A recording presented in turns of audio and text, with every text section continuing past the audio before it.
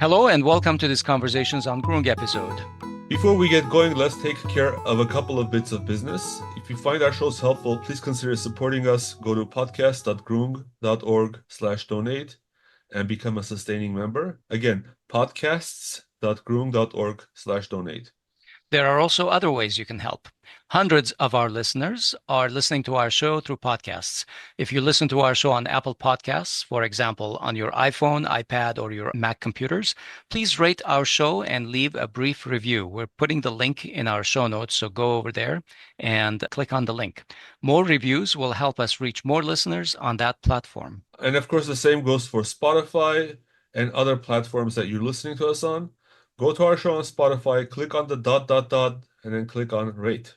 Finally, thank you for your comments under our YouTube videos. We appreciate and read all of them, so please keep them coming and like and share our shows with your friends. All right, Hovik, on with our show then. We are a few days away from the U.S. presidential elections.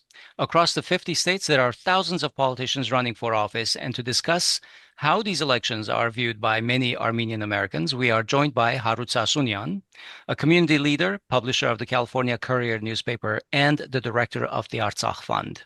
Hello, Harut. Thanks for joining us today. Ողջույն, Harut. Thank you, Asbed, and thank you, Hovik. Thank you for coming. So when it comes to the two major presidential candidates, Donald Trump and Kamala Harris, their records are pretty dismal. In fact, some would say their records have been inimical to Armenia. During Trump's term, the United States continued to provide military aid to Azerbaijan. Trump continued to waive Section 907 of the Freedom Support Act year after year until the start of 2020 war. And Trump was unable or unwilling to deter Turkey, a NATO member, from directly participating in the 2020 war, which was, according to the experts that we talked to, the decisive factor in Azerbaijan's criminal war against Armenia and Artsakh. And in his first year as president, Biden finally recognized the Armenian genocide, but the next day he proceeded to waive Section 907 again, enabling the U.S. government to continue providing military aid to Azerbaijan. Of course, Kamala Harris was Biden's vice president, for those who may not know. On the eve of the ethnic cleansing of Artsakh in 2023, U.S. officials vowed that they would not tolerate any military attack by Azerbaijan and any attempt to, and I'm quoting, to ethnically cleanse a severely weakened Artsakh, left to its own devices by the government of Nikol Pashinyan. Let's add that as well. I mean, they literally said we would not tolerate ethnic cleansing, and Artsakh, unfortunately, was wiped out in an extremely violent military attack in September 2023. Azerbaijan, in fact, still is holding on to hostages, while relations between the United States and Azerbaijan are back to business as usual. And of course, let me add one more remark. Why shouldn't they be when Pashinyan and Aliyev are acting as best pals in Kazan while Azerbaijan is holding on to those prisoners? So fast forward to today, in the lead up to the elections that are due to take place in less than a week, and both campaigns have made statements about Artsakh. I'm sure you know, unless you've been under a rock all this time, that both Harris and Trump are trying to curry Armenian votes, and Harris sent a letter saying, "Happy Independence Day, Armenians, blah, blah, blah, and we support the right for Armenians to return to their homes peacefully," whatever that means. And of course, she's talking about Artsakh, the one that's occupied right now. Meanwhile, Trump slammed Harris for doing nothing while in office during the ethnic cleansing of Christian Armenians, like he did anything during the war. And he said, "When I'm president, I will protect," and I'm quoting, "when I'm president, I will protect persecuted Christians. I will work to stop the violence and ethnic cleansing, and we will restore peace between Armenia and Azerbaijan." He also seemed to utter the term Artsakh. I wonder how we would say Artsakh, Asbed. You say Artsakh or something like that. I don't know. Anyway, I would like to hear him say that. Artsakh. Anyway, in this presidential race, Armenian Americans, and not just Armenia, but Armenian Americans, seem to be not the subject in the discussion, but an object. In fact, we seem to be the punchline of their jokes, if I may add.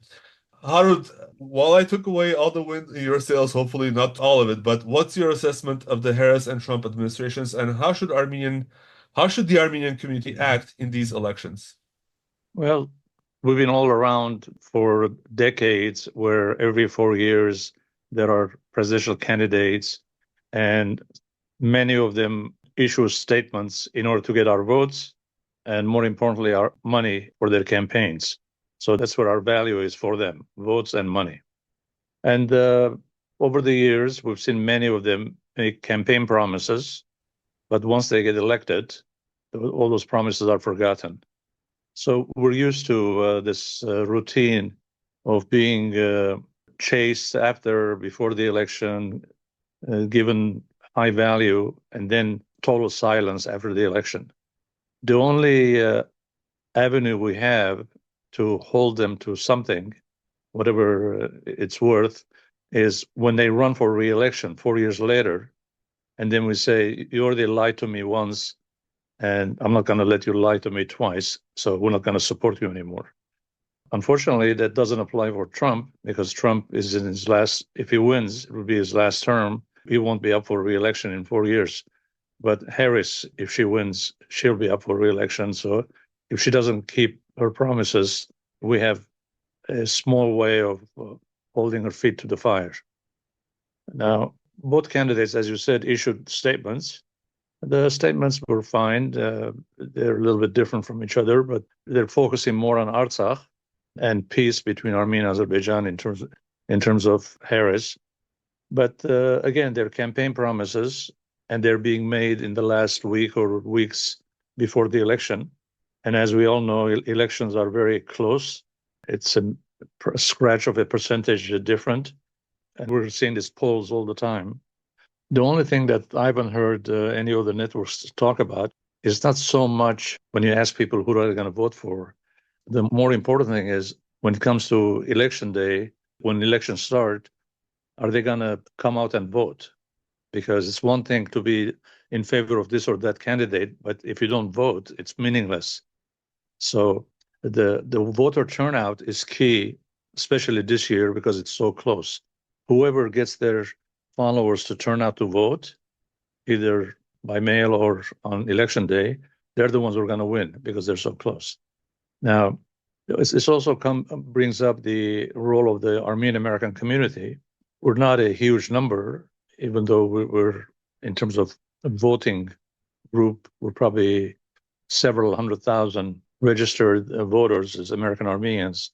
But in general, if the election is not a close race, our votes don't make that much difference. Just like they don't make much difference, those of us who live in California, because California's going to vote Democratic.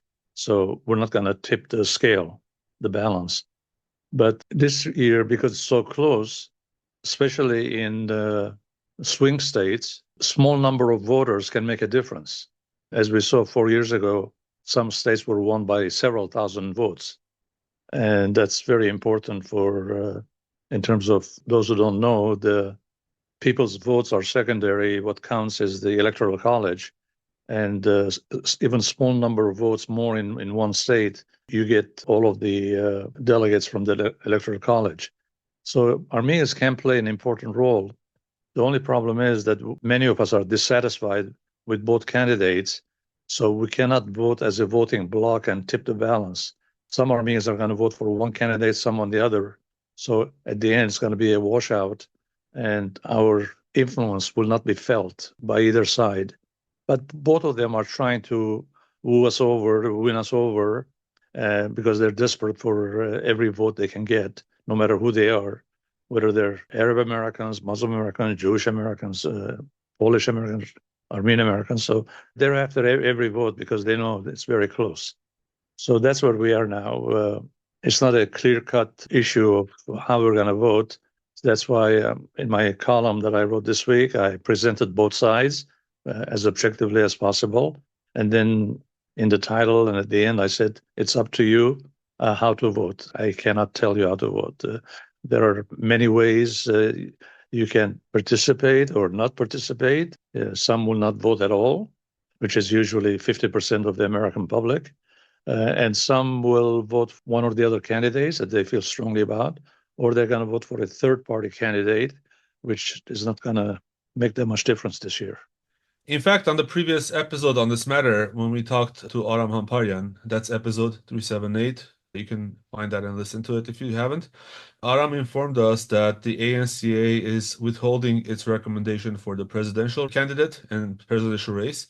you seem to be of the opinion that we should pick one side or the other as collectively. Is that am I understanding that correctly? Well, I mean, we have to be realistic. We're not going to be able to collectively do anything. We never do collectively anyway. So this year is a prime example of how the Armenian American community is divided. And so those who are strongly pro-Republican, they're going to vote for Trump, no matter who says what. And those who are strongly pro-Democratic, they're going to vote for Harris. And many others either will not vote at all or will vote for a third candidate. So it's a mixed bag this year. But if that is the case, if we know the conclusion, the foregone conclusion that our votes are going to be washed out, I don't know, regardless of how sacred a citizen's duty is, I worry about Judgment Day. And to be honest, I don't know how in clear conscience could an Armenian vote for either of these candidates. I mean, how do you address that dilemma when, yes, you have to be a good citizen and vote, but at the same time, both have been guilty of crimes, and not just in Armenia, but this time directly. I mean, people we know have been affected, have been killed, are gone because of the crimes of either of these two people. Well, Hovik, the answer to your question, I understand why you asked that question. Armenians, like many other people, we're all emotional people. So we base our decisions on emotions rather than our intellect. So those who feel strongly one way or another, they're going to go with their candidate, even if their candidate is anti-Armenian. They're emotionally tied to that candidate. So they're not going to listen to me or you or anyone else. They're going to vote for. And I know many Armenians who are strongly pro-democratic or pro-republican. They're going to vote for their candidate. It's just that it won't be a uniform, a group vote. It will be individually. And I don't have any numbers, but it could be that there are a lot of Armenians who are going to vote for each candidate. There'll be Armenians following them, and some will not vote at all. As you said, ANCA is not endorsing, so some will follow that guideline, and others will vote for third parties. So it's a mixed bag this year. Harut, like you said, there are some other candidates, like the Green Party's Jill Stein, who is kind of a perennial presence every 4 years on our ballots. And outraged by the U.S. military support for Israel, which is currently engaged in genocide in Gaza, the Arab and Muslim Political Action Committee has endorsed Jill Stein for president. Would something like this have worked for Armenian Americans as well? And do these minor candidates matter for us at all? Well, I have two answers. The first, minor candidates don't really matter that much, but once in a while, if they're popular enough that they can tip the balance for the major candidate either way. So that has happened in the past. In terms of Arab Americans, I follow their different positions and activities. As you know, during the primaries, they stayed out, cast a blank vote, and they tried to, in the convention, try to get up on stage, but they were not allowed to. But two new developments on Arab Americans and Muslim Americans recently.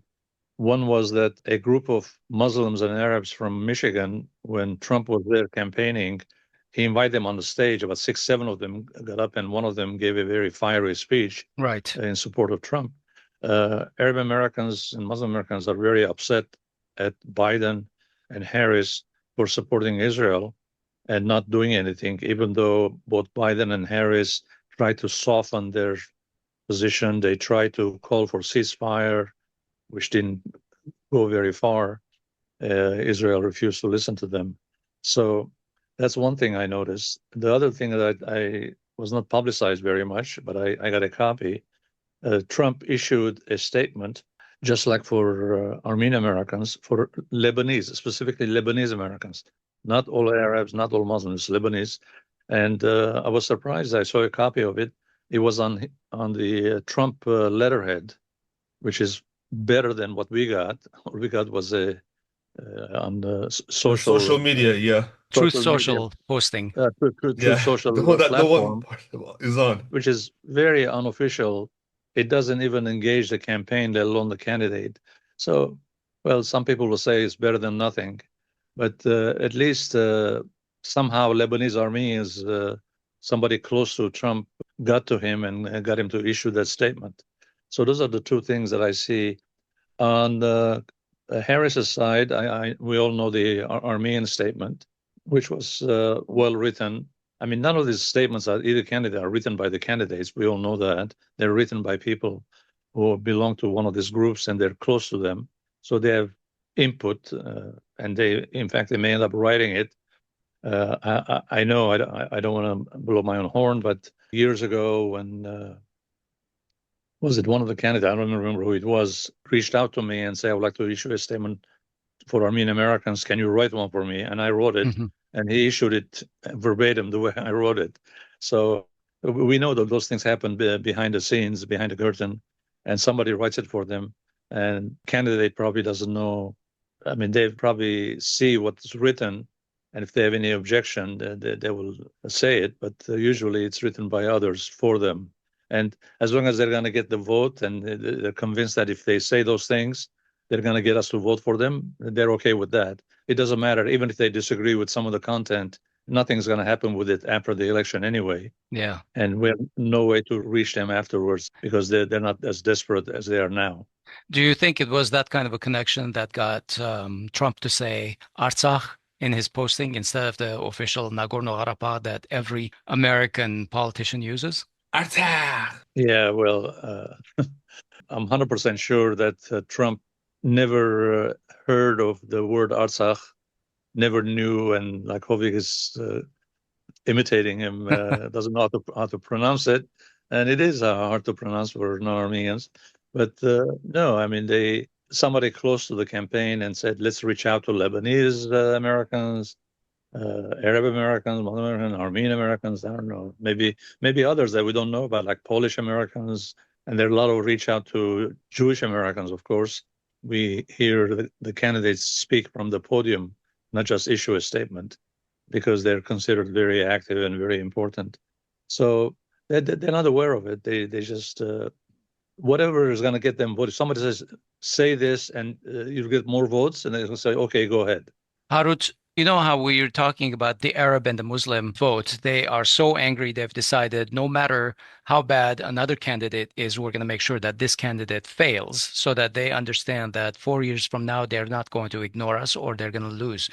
Are we organized enough to do something like this in future elections where the race provides us the opportunity? Because you were saying how Armenians are very emotional. If they've decided they want to vote for this guy or that woman, it's just going to be that regardless of how their brain says do it. They're just going to go and they're going to follow their heart. So are we 700,000 votes here for Armenians? Are we organized to make a difference if we decide? Well, we won't make a difference simply because we're not unified, and there'll be votes cast all over the place. So that diminishes our influence on the election.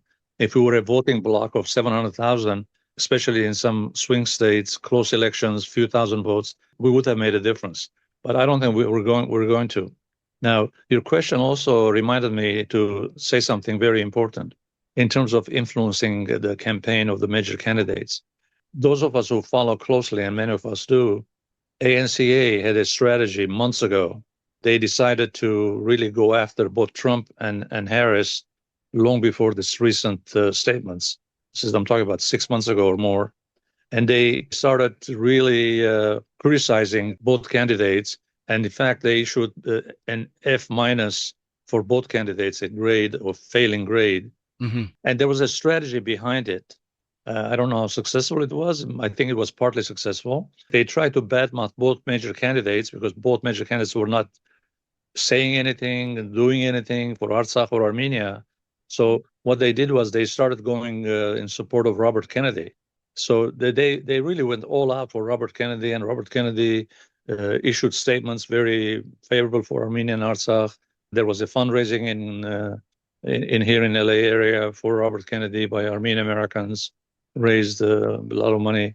So the whole purpose of what ANCA was doing by supporting Robert Kennedy is to show the other candidates that, look, you're losing us unless you do something.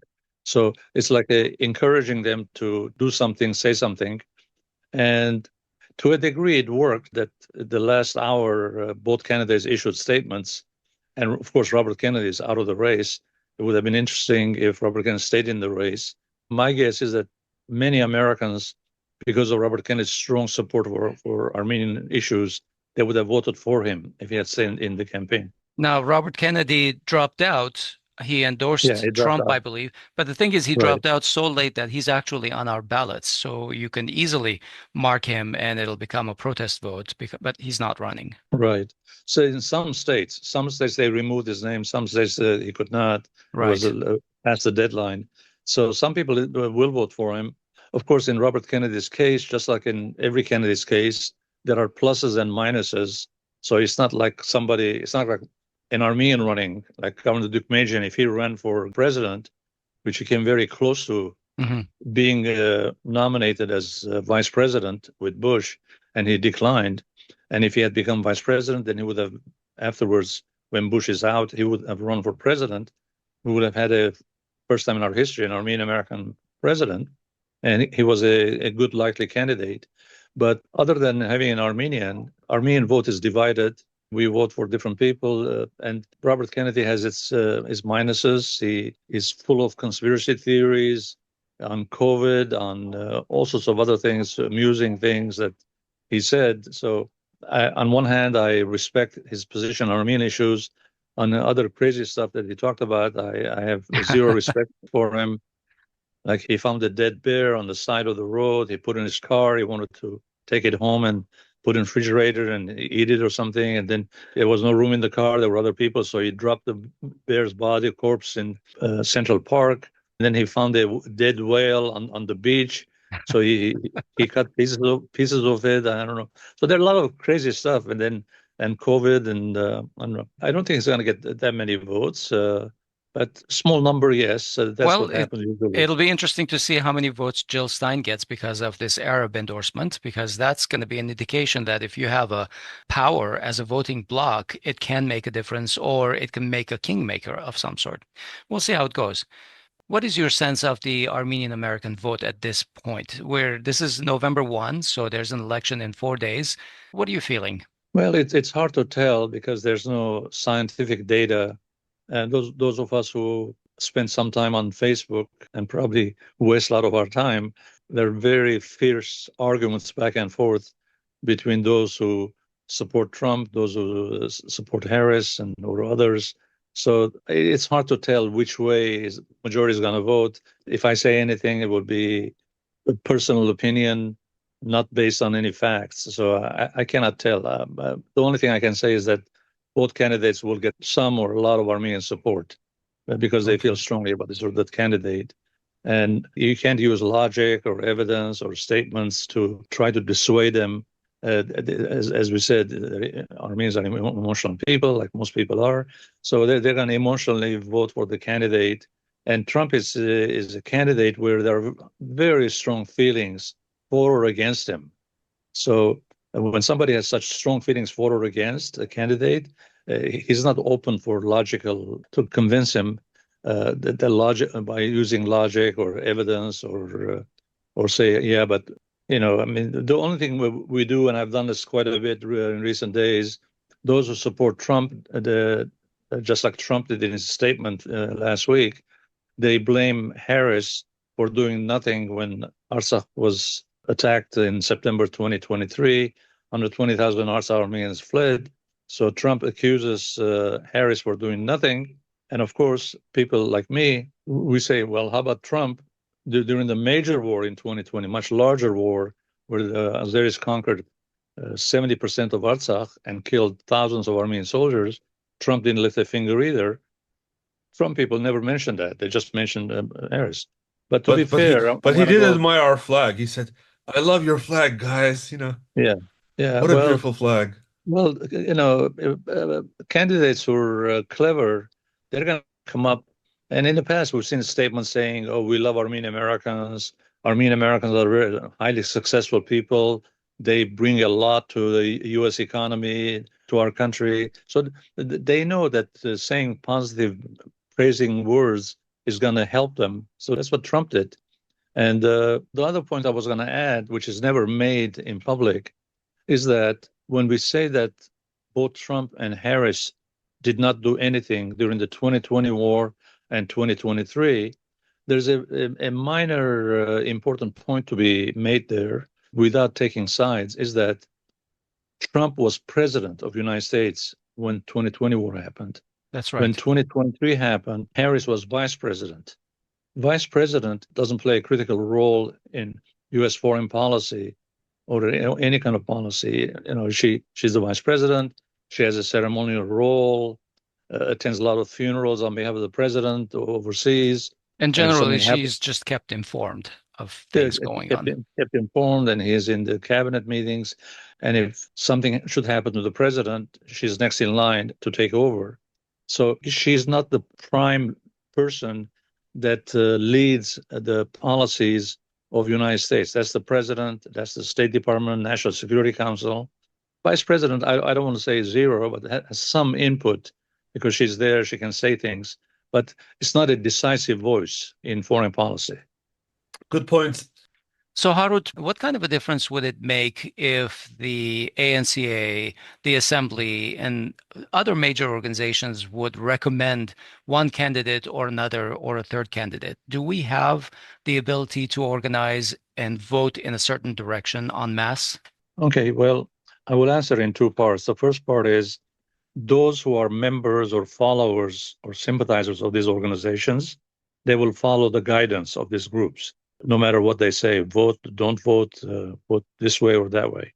So it will make some difference to some people, but not to the entire Armenian-American community.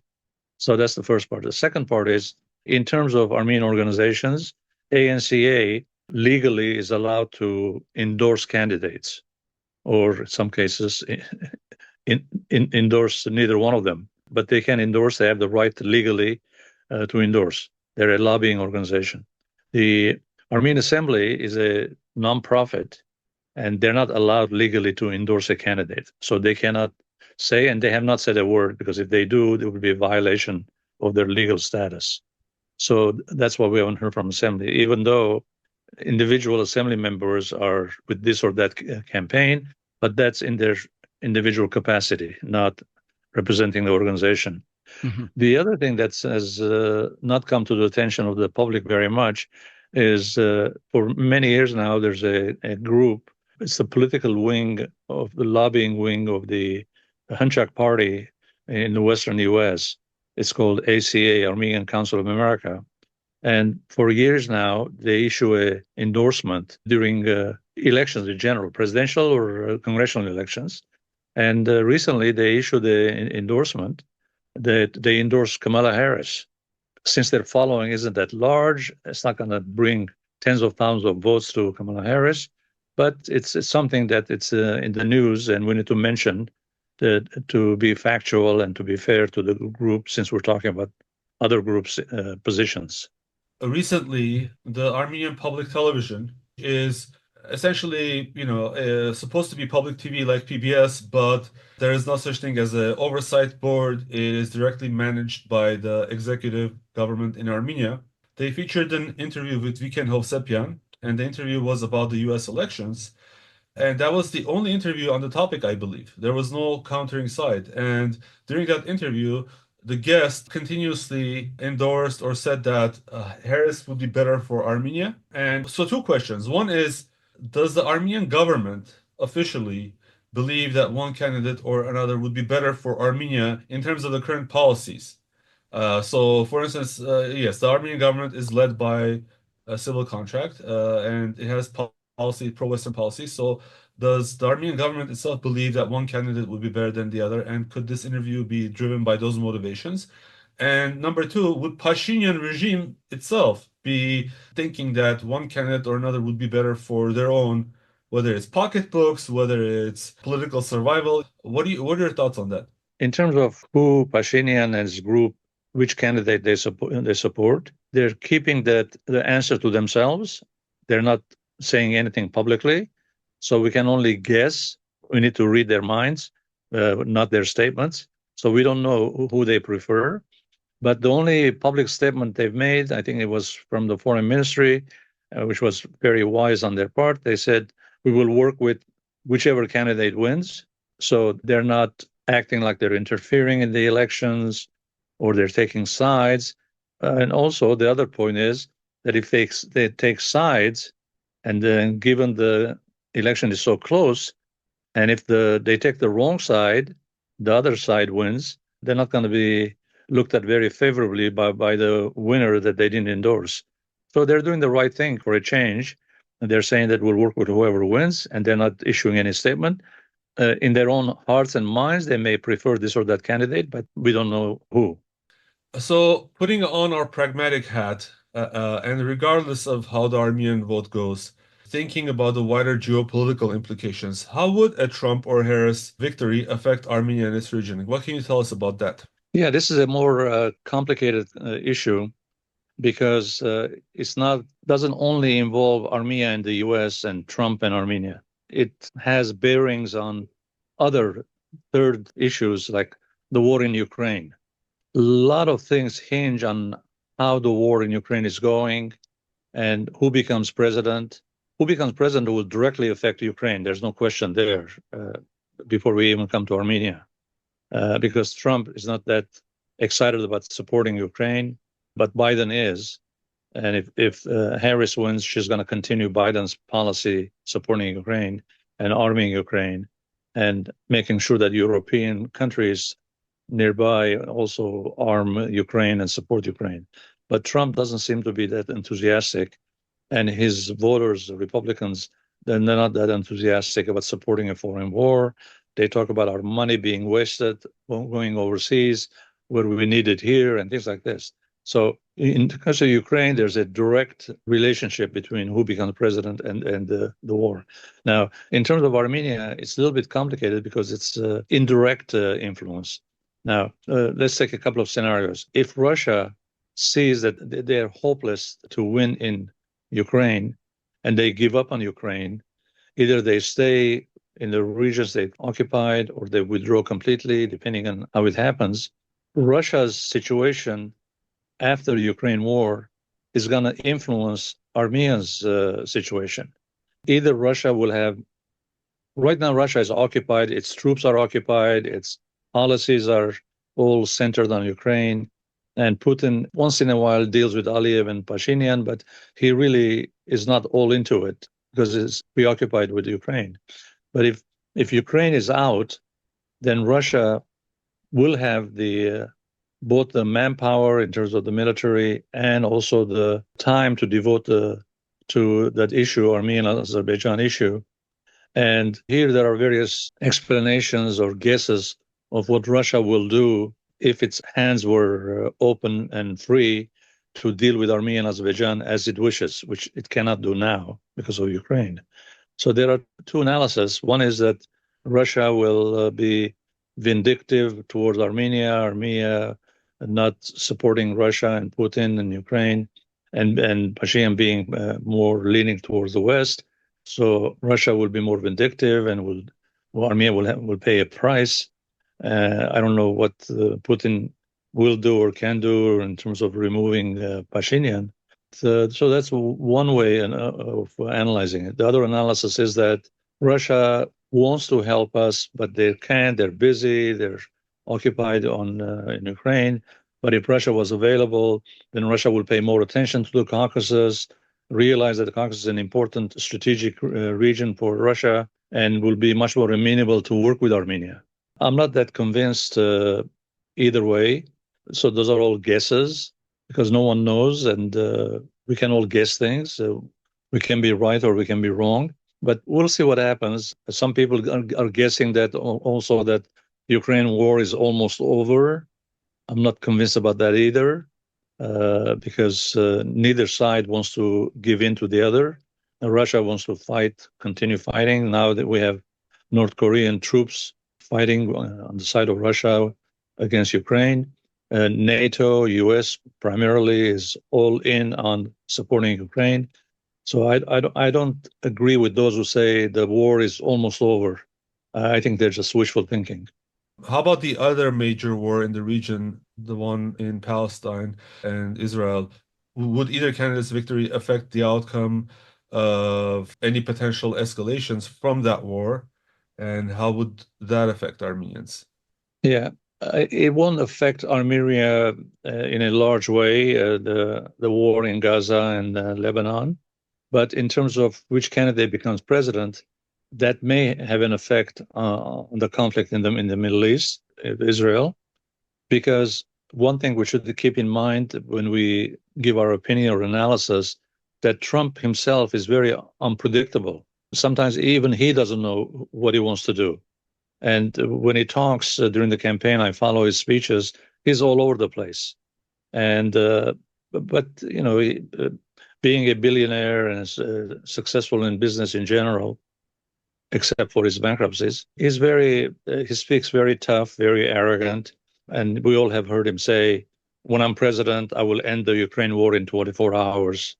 When I'm president, I will end the Gaza war in one day. I'm not convinced that he will be able, but he said this in the past.